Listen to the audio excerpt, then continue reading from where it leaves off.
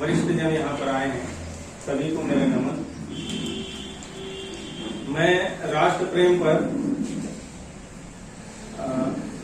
निबंध आलेख लिखने का, इसमें स्वदेश का प्यार नहीं, माता और जन्मभूमि की गरिमा स्वर्ग से बढ़कर है। हमारे हृदय में देश के प्रति प्रेम भावना नहीं है तो वह हृदय नहीं पत्थर के समान है। देश के प्रति लगाव होना स्वाभाविक है।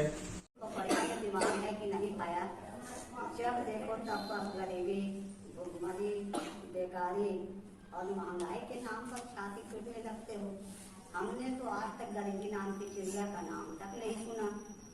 बिठाया रहता है।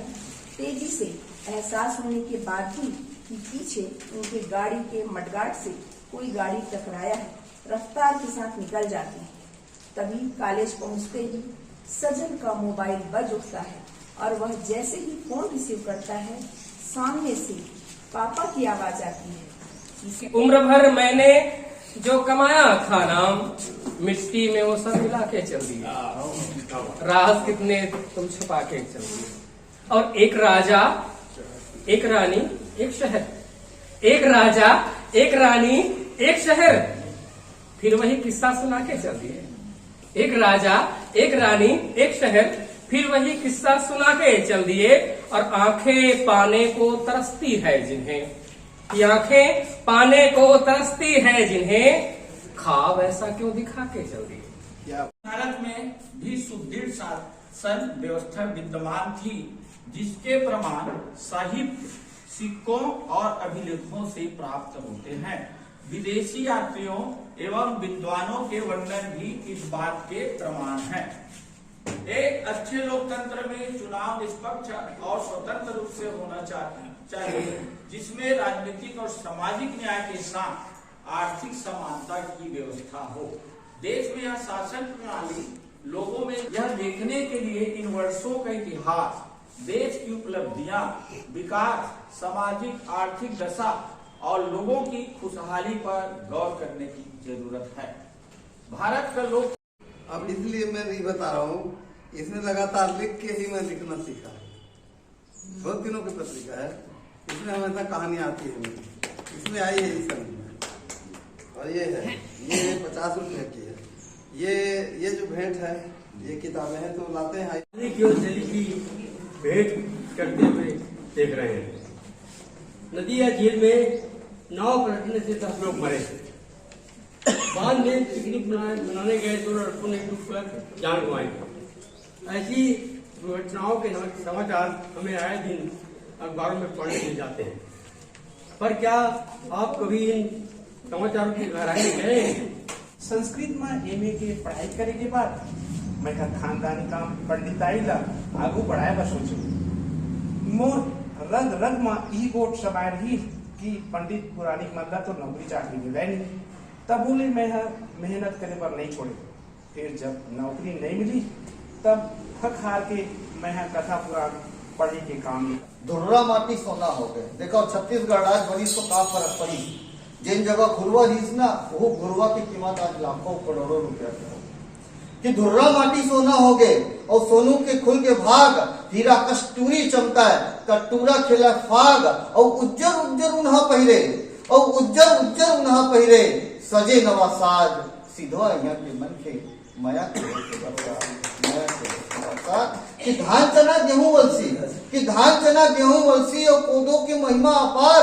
लुकाए छत्तीसगढ़ के पुछैया हो गया हजार। क्या बात कि बग खा के सोचत हावे, कि बग खा के सोचत हावे, कैसे आगू हो गया आज। और सीधो यहाँ के मन के माया के हो के बरसा, माया के हो के बरसा। सर्दी गर्मी व बारिश भी सहता हूँ, सर्दी गर्मी व बारिश भी सहता हूँ।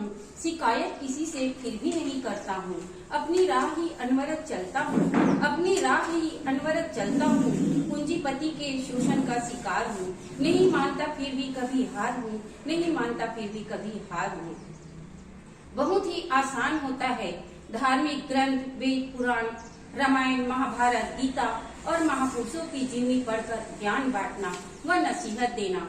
दिखावे के लिए बड़ी बड़ी बातें करना और झूठी सांत्वना देना। लेकिन दुनिया का सबसे मुश्किल काम होता है किसी के मन को पढ़ना। वैसे ही हमारे माता पिता और गुरु से, हमारे माता पिता और गुरु दिखाते हैं हमें जीवन की राह।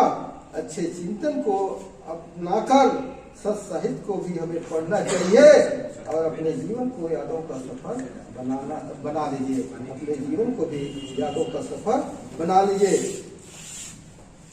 हम उनको दिल से स्वीकार करते हैं कि वो हमारे छत्तीसगढ़ के प्रेमचंद हैं और जिनकी लेखनी से उद्धृत आवा उपन्यास हमने 2004 में पढ़ा फाइनल में, और एक जनपदी छत्तीसगढ़ भाषा है। लोकवाणी से शुरू करके फिर साप्ताहिक हिंदुस्तान, धर्मयोग और फिर देश के जितने भी सर्वोच्च पत्र पत्रिकाएं, आज तो व्हाट्सएप तक सिमट गया है। एक बड़ा यूनिवर्सिटी चल रहा है व्हाट्सएप, बस उसमें लिख दो और खत्म। मेरी ये डॉक्टर परदेशी राम जी वर्मा ऐसे शख्स हैं से जीवन में लोगों को जोड़ते रहे, जन के साथ जोड़ते रहे और जनवादी बने रहे। मैं कोई लेख नहीं लाया हूँ, लेख नहीं पढ़ूंगा। राजिम से मेरा नाता जो बना बस उसी को ही बोलूंगा। इस तरह के उद्देश्यों को लेकर आगे बढ़ रहा है। इसको लेकर के साथी नंदन जी ने काफी कुछ चीजें आपको बताई, और ये जो समय है वो बहुत ज्यादा उसको बताने का है भी नहीं, क्योंकि हम लोग सब थके हुए बैठे हैं, एक लगातार बैठे हैं, तो उससे जो सिलसिला है वो बस एक थोड़ी सी बात थी कि कुछ अनुभव, कुछ पुरानी यादें मैं आपके साथ शेयर करूंगा, क्योंकि अभी का जो समय है उसमें सब लोगों के बीच में रस परिवर्तन होना जरूरी है। सब लोग जो है एकदम से निढाल हो चुके हैं, ऐसा मुझे पता। अपने आप को बदलना पड़ेगा। जैसा कि परदेशी राम वर्मा जी हमारे अध्यक्ष है छत्तीसगढ़ प्रदेश जनवादी लेखक संघ के, सबसे पहले जनवादी लेखक संघ क्या है इस पर मैं थोड़ी सी टिप्पणी करूंगा और एक दो कविताएं पढ़ूंगा, बहुत छोटी छोटी कविताएं, शायद समझ में आए। एक ऐसा मंच है राष्ट्रीय मंच जनवादी लेखक संघ, जो हिंदी और उर्दू के कवियों, गजलगों, कलाकारों, चित्रकारों का एक बड़ा समूह है, जो मैं कभी नहीं कहता कि वो सत्ता के विरोधी है, फेल हो रही है। जहां पर सत्ता मनमानी कर रही है, जहां पर सत्ता ध्यान नहीं दे रही है, जैसे क्या कंसारी,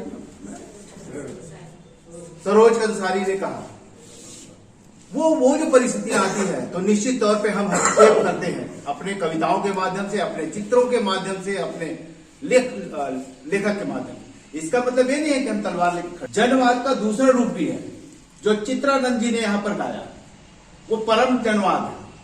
यदि आप राम की भक्ति करते हैं तो झूम जाइए उसके गीत में, यदि आप राजीव लोचन को मानते हैं तो झूम जाइए उसके सामने, ये भी जनवाद है। चुप दिए जाओगे, ये जनतंत्र का शुरूर है, ये सत्ता का गुरूर है। कविता खत्म हो गई, ताली बजाने की जरूरत नहीं है, समझने की जरूरत है बात।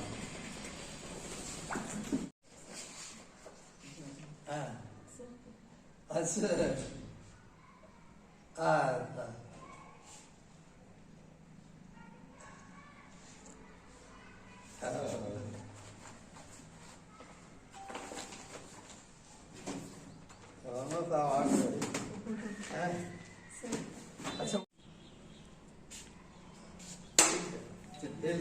एक मिनट, वो आपके लिए मोरपति है। काली कैसे है?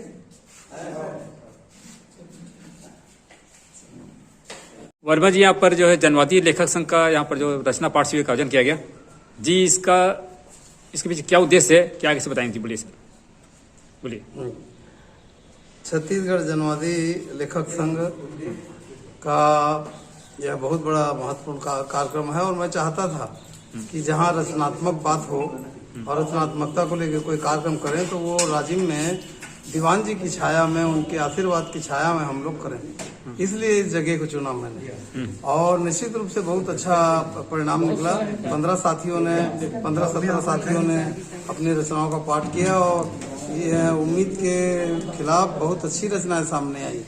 और काशी वीर कुंदन जी जो यहाँ के हमारे अध्यक्ष हैं और तुकाराम कंसारी सचिव हैं, और इस प्रोग्राम के प्रभारी भाई चौहान हैं, तो जो बहुत अपने ढंग के लेखक हैं, बहुत स्वाभिमानी लेखक हैं। तो शायद राजीव ने एक पूरी परंपरा जो उसको समृद्ध किया है, उस परंपरा को आप लोग आगे बढ़ा रहे हैं, इसलिए राजीव को मैंने चयन किया। दूसरी बात ये कि इस छोटे से आयोजन में हमारे छत्तीसगढ़ के महासचिव भाई पी.सी. रथ आ गए और कोषाध्यक्ष सुखनंदन जो कि सेंट्रल स्कूल के प्रिंसिपल के रूप में रहे, लेकिन लेखन के नाम से उन्होंने 7 साल पहले नौकरी छोड़ दी और अधिवक्ता का वो डिग्री लेकर के और वो अधिवक्ता का काम कर रहे हैं, अपना जीवन चला रहे हैं। बहुत ही गरीब घर में जन्मे वो व्यक्ति हैं, तो जिनके अंदर स्वाभिमान और इज्जत और छत्तीसगढ़ के प्रति लगन है, और जो आम आदमी के लिए लड़ता है और जो सोचता है कि शोषण जिस स्तर पर है उसका विरोध करना है,